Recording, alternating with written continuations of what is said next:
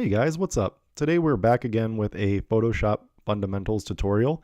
This is part 2 in the playlist, and if you missed the first one, I will link to that down below. Go check that out. And what we learned in there is just how to set up this workspace, how to create a new document, and move the files in. And today we'll be putting those to practice, so we'll go over some of the adjustment layers again. And specifically, we'll talk about masking. We'll talk about the move tool, selection tools, the crop tool, eyedropper tool, and some of the spot healing tools, and last but not least, the brush tool. There's a lot to get to today, but I also want to point out that in this bottom left-hand corner, I'll be mentioning a bunch of shortcuts, and you can see my keystrokes if you look here.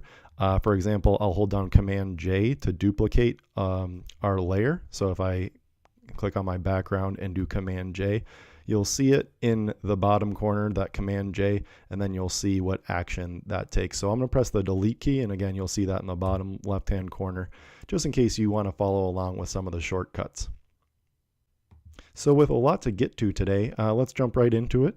We're going to start over here in the Tools panel. So if your Tools panel doesn't look like this, it could be one of two things. Either it's collapsed. I like to have an expanded panel here. Or you might be in a different workspace. So you might be in Essentials or the painting. I'm in photography right now just because that's what I'm most used to. So if you want to have your workspace look a little bit like mine, you can just, you might need to pull out the tool menu just like I have it. The move tool is pretty straightforward. It moves your images around, but one note here, this is the background image and there's a lock on it. So if I clicked on the move tool and tried to move this around, I wouldn't be able to. It would ask me to convert it to a normal layer. I'm not going to do that. I'm actually just going to duplicate this layer. So I'm going to have the background selected and hit Command J. You could also Option or Alt if you're on a PC, click and duplicate the layer by just holding down the Alt or Option key and then just dragging up. Either one of those works. I'm going to delete these layers now. But now if I go back to my move tool, I can move this any which way I want. You'll notice though that I can't rotate the tool. So I can do Command T to transform, and then you'll see that I have these boxes appear, and I can either move and scale inwards and outwards, or if I go to my sides here, it turns into a double arrow to rotate. So you could actually rotate your image if you need to. Obviously with this image, it would be kind of an abstract effect, so I don't really need that. I'll hit return to confirm those changes or apply those changes, and then I'll just delete that layer. But that's just basically the move tool. Next, what we can do is take a look at some of the selection tools. Now, there are a million ways to select objects in Photoshop, but we're just going to go very briefly into the rectangular tool to start with. So here I'm going to make my selection. I just click, hold, and drag. And let's say I want to do half of my image in black and white. What you'll see is on this background layer here, there are marching ants. That's just these like perforations that go around. There's marching ants that are in my selection. All I'll do is hit Command J, and now I have a selection of just that half of the layer. So I have half of the layer up in this panel here, and then the background image fills out the other half, and then there's actually another half of that image behind there, if that makes sense. So what we might want to do for this is actually add like maybe like half black and white and then half in color. So what I'll do is I'll grab this hue saturation tool, and then I'm just going to take the saturation all the way down. But you'll notice that the whole image goes to black and white, not just this selection. So what I want to do is actually, they call it clipping. So this is a clip. I want to clip this layer mask to just the layer beneath it. So what I'm going to do is hold Option or Alt if you're on a PC until you see an arrow that points downward to the layer below it. And then I'll just click. And now you'll see that it only applies to this half of the image. And this half does not have that hue saturation field on it. Another way to select is actually by using this polygon lasso tool. And there's a polygon, just a regular lasso tool, and a magnetic lasso tool. So each one works out a little bit better. So let's say I want to select just this beam. I could just draw lines. I'm just clicking and letting go and clicking and letting go and just tracing around this beam. So click, let go. And I'm going to make a really rough selection around this beam here. And then once you get back to the start, you see that those marching ants appear. I'm going to do the same thing to create a new layer. I can actually hit Command J, and then that layer is loaded with the selection that we just made. So let's do something a little bit different. Maybe we want to brighten this up a little bit. So we'll use a brightness and contrast layer on this. We'll clip it by holding the Option key, and that will just affect the layer below it. And let's just make this a little bit brighter. Obviously, if we wanted that to stand out or even kind of give it a otherworldly effect, we can just brighten that way up. I'm just doing these edits to give you an idea. A lot of these edits I wouldn't make just naturally, but it's a good example.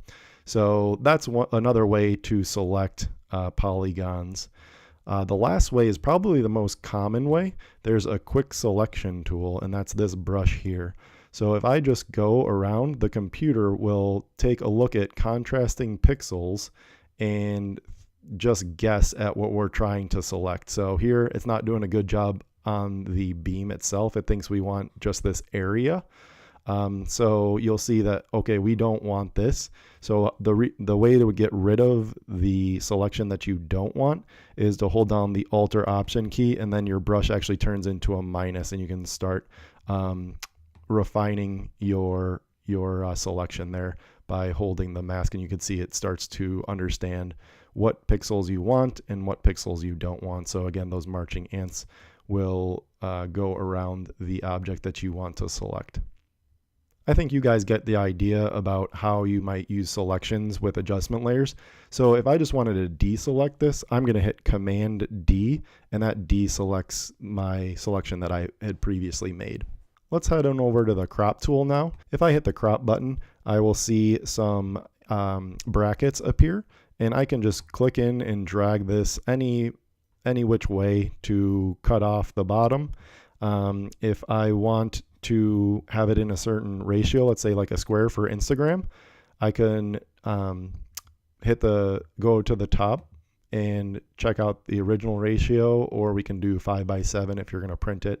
So that's my picture there. And now when I resize, I can't move it other than a 1:1. So I can't like bring this down. It will shrink all of the aspects if I try and just move this up or down.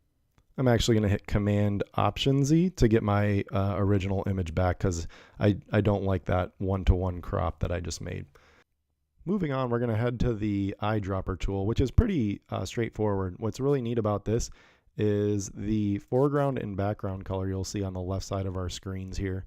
And if I go to select this blue color on this beam, it'll just make sure that this color that I eyedrop is selected in the foreground. So if I want to match a specific color, I would go to the area of the picture that I wanted. So if I want to go to maybe a peach, I would just select that right here, that brownish peach, and my eyedropper tool would automatically set that up. So if I wanted to change the whole beam to that peachish color, which would give kind of a flat effect to it, I probably wouldn't want to do that. But if I would want to paint in different areas, you can certainly match colors, which is really nice. I'm gonna hit Command Z to undo that.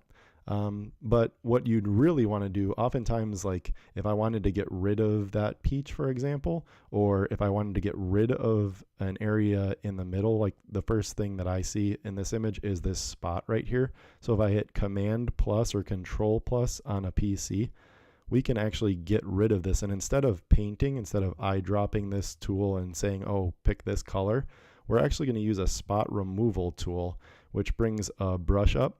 And what we're going to do is make our spot removal brush a little bit bigger than this speck here. And the way you do that is to hit the close bracket and just keep going until it's slightly larger than the speck. And watch how simple this is. I'm just going to click once, and then all of a sudden it's replaced. So that did a really good job. And then another thing, if I hold down my space bar and I drag over, I can see a little light flare here. Let's say I didn't want that. I would just make my brush smaller. So hit the open bracket to make it smaller. And then I can just click, drag, and what it's doing is it's sampling pixels around it. So even in this space right here, it does a pretty decent job of getting rid of that speck of light, even on the windows here. So that is the spot healing brush. And there's another healing brush tool that will actually sample the pixels around it. So here's another speck, for example. Let's zoom in on that speck. And what we can do is we can alter option, click to say where to sample the pixels from, and then we can just remove it. And you'll see the plus sign. That is where it's sampling the pixels from, and you'll see our speck is all gone from the area because we used the healing tool. The last way that we could get rid of something is called the patch tool, and this is good for things like light posts or maybe umbrellas in pictures with less complex backgrounds. For this example, I'm just going to say draw my box around this area. If I want this to be more like the sky, I can just click and drag that over, and it will try and match these two areas. So you can see it took away a little bit of the beam here. I'm going to click Command Z and then Command D to deselect, and we will go over to the brush tool. So you can either, this is the brush tool. There are a lot of different brushes. Here's the art, the history brush, the art history brush.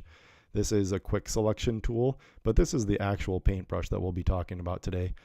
You can either click on that icon, or if you hit the B button on your keyboard, it'll automatically select the brush tool.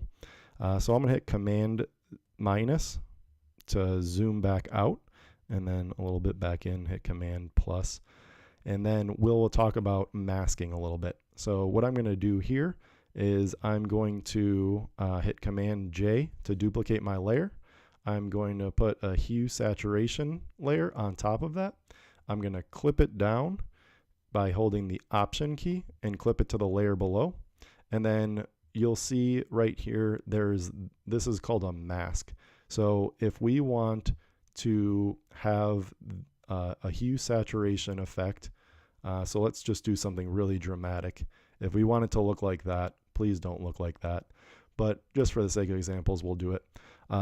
If we wanted that to be covered in the layer below it, what we would do is we would paint in with black, and then wherever I paint in with black, I wouldn't have that effect. It would mask that effect. It would cover up that effect. So you want to paint with black on white if you want to have the layer below shine through. And likewise, if I just hit Command Z to undo, we can also start with a black layer and then paint in what we do want to see. So if I hit Command I, that will invert the layer mask and we'll start with black, and then we can go over here and flip the color to white. And let's say we just want this beam to be very saturated and give it kind of a rainbow feel. We can just paint over with a foreground color of white, and then we would have the effect take place on our layer mask. So that's a whirlwind tour of masking and some of your tools, your move tool, your selection tools, your eyedropper and crop, your healing tools, and your brush tool. Hope you guys stay with us for another tutorial coming up soon.